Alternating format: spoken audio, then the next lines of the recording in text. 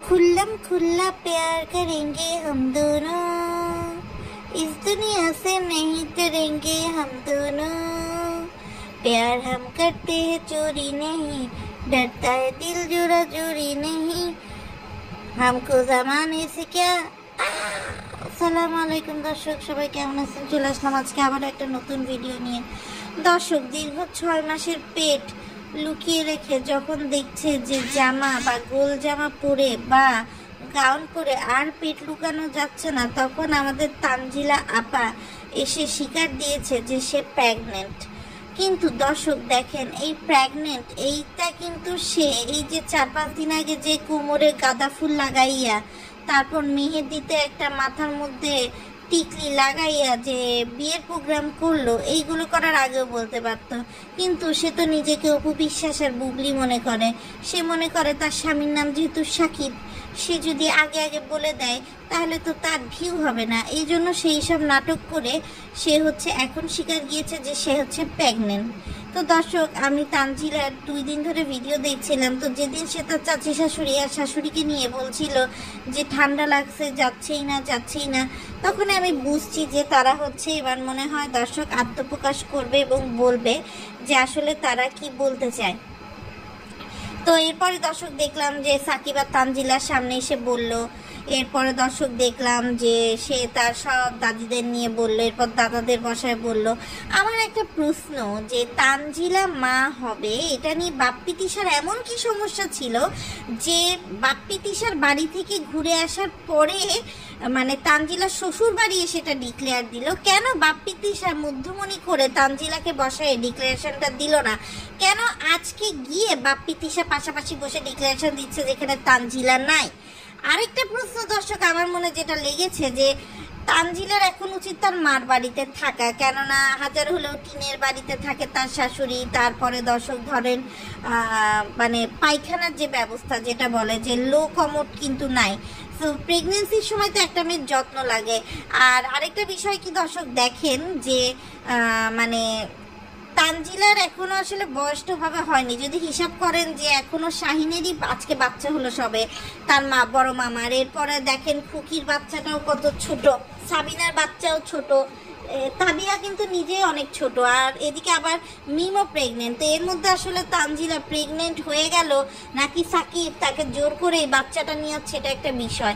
কেননা দেখেন এত ছোট বয়সে বাচ্চা নিয়ে সংসার কিন্তু ব্যাপারী পরিবারের মেয়েরা করে না। মিম যখন আবদিয়াকে নিয়েছে, এরপরে সে বাড়ি থেকে বেরোয় গেছে, সাবিনা বেরোয় গেছে বাচ্চা নিয়ে, তিশা বেরোয় গেছে। তো সাকিব যখন দেখলো যে তার মার শক্তি বাইরে চলে আসছে, তখন কিন্তু সে আসলে মনে করলো যে যদি একবার প্রেগনেন্ট হয়ে যায় তানজিলাকে সে আটকায় রাখতে পারবে। কেননা দেখেন এদের তো আসলে কনসেপ্ট করার কোনো প্ল্যান ছিল না। যদি প্ল্যান থাকতো তাহলে কষ্ট করে পাসপোর্ট বানাতো না, তাই না?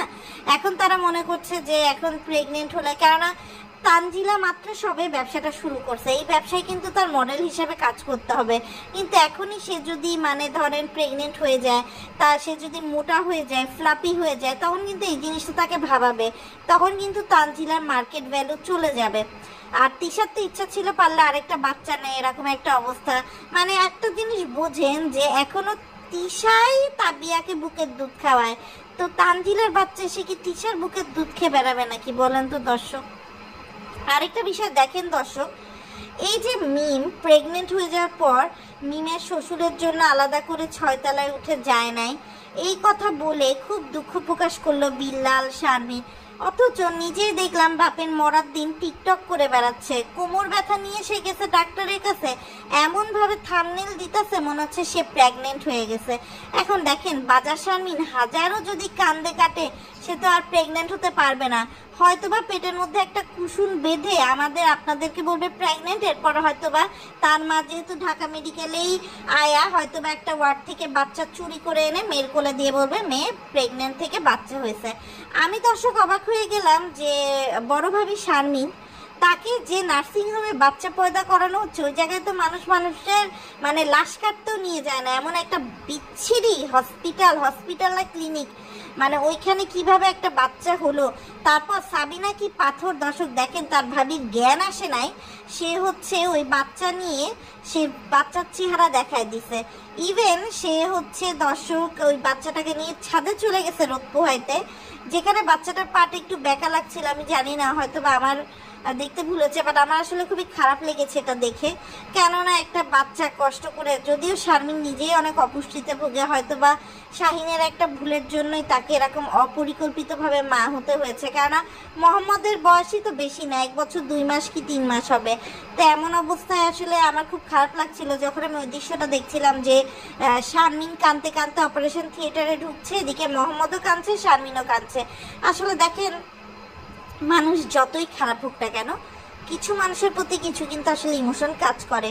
তো মানে সাবিনা সব জায়গায় বলে বেড়াচ্ছে যে সে আবদিয়ার গু ফেলছে, সে তার ননদ আরিফার গু ফেলছে, এরপরে সে নাকি তার ভাইয়ের বেটির গু ফেলছে।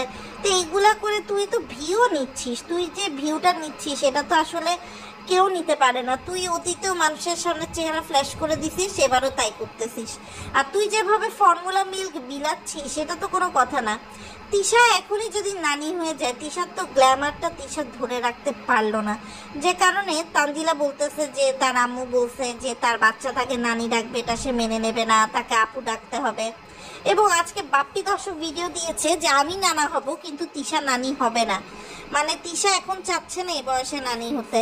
এখন তিশা যদি মনে করে এই বয়সে আমি নানি না হয়ে আমার নষ্টারি ফাইজলামি করব, তাহলে তো হয় না দর্শক। কিন্তু দর্শক আমার মনে একটা প্রশ্ন বারবার আসলে উকি দিচ্ছে, যে আসলেই যদি আপনার তানজিলা 6 মাসের প্রেগনেন্ট হয়, তাহলে কিভাবে যখন রাজ, শারমিন, মিম, বাবু ওই যে পাবনার রিসোর্টে গেল, সেই সময় তো পানিতে নেমে নাচানাচি আমরা তানজিলাকে করতে দেখছি দর্শক। হ্যাঁ, সে কক্সবাজার গিয়ে নাচানাচি করেনি, অসুস্থ হয়ে গেছিল, সব মানলাম, কিন্তু তখন তো আমরা দেখিনি, তাই না?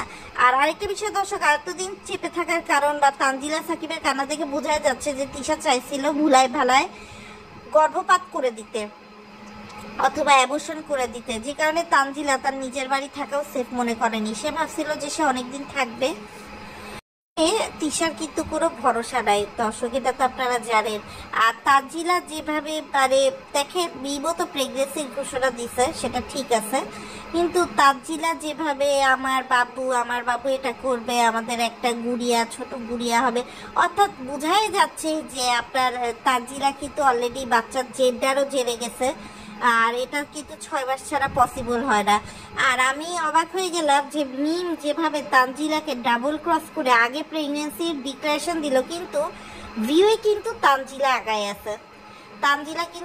আছে, ভিউয়ে। আর আরেকটা কথা আমি শুনলাম দর্শক, তবে যাই হোক, এখন কিন্তু আমি বুঝতে পারি যে মাঝখানে কিন্তু তাবিয়াকে তানজিলার বাড়ি পাঠায়ও তিশা কিন্তু মানে কনসিভ করানো থেকে তানজিলাকে আটকাতে পারেনি। তিশা ভাবছিল তাবিয়াকে পাঠায় রাখি, সাকিব আর তানজিলা এক ঘরে এক জায়গায় থাকতে পারবে না, বাচ্চা কনসিভ করতে পারবে না।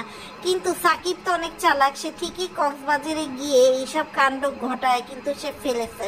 তো এই জন্য কিন্তু আসলে তিশা ওরকমভাবে আসলে মানে ডিক্লেয়ার দেয় নাই, কেননা সে যেটা মন থেকে মেনে নিতে পারে না, সে তো সেটা মেনে নিতেই পারে না, এরকম একটা অবস্থা। তো যাই হোক দর্শক, আসলে এখন মনে হচ্ছে যে কিভাবে দেশের জনসংখ্যা বাড়ানো যায় এই প্রতিযোগিতায় নামছে ব্যাপারী পরিবারের সদস্যরা।